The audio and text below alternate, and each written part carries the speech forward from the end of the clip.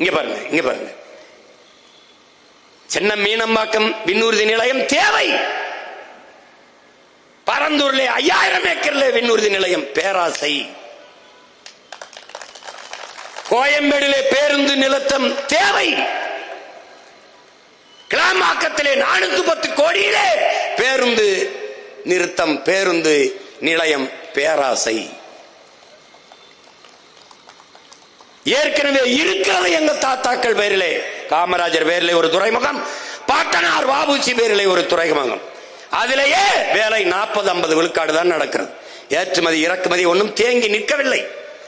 பிறகு 6111 ஏக்கர்ல செயற்கையாக ஒரு துறைமுகத்தை கட்டுகிறீர்கள்.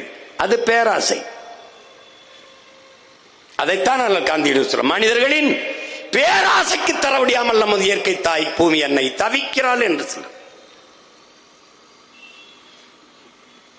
2000 ஆண்டுகளில் இவனை போல ஒரு சிந்தனையாளன் இதுவரை இருந்ததில்லை, இனி இருக்க போவதில்லை என்கிறான். அப்படிப்பட்ட ஒரு மாமேதை மார்க்ஸ் சொல்கிறான், இந்த பூமி உன்னது இல்லை, உன் சந்ததியினரோடது. ஒரு அரசிற்கோ ஒரு சமூகத்திற்கோ உடையது அல்ல, உன் பிள்ளைகளோடது. அப்ப நீ இந்த பூமியை பத்திரமாக இருக்கிற வளத்தை செழுமைப்படுத்தி வளமைப்படுத்தி கொடுத்து விட்டு போக வேண்டும் என்கிறார். அதேதான் உங்கள் உடன் பிறந்தவன் சொல்கிறேன். இது வாடகை வீடு, நீ வாடகைக்கு குடியிருக்கிறாய்.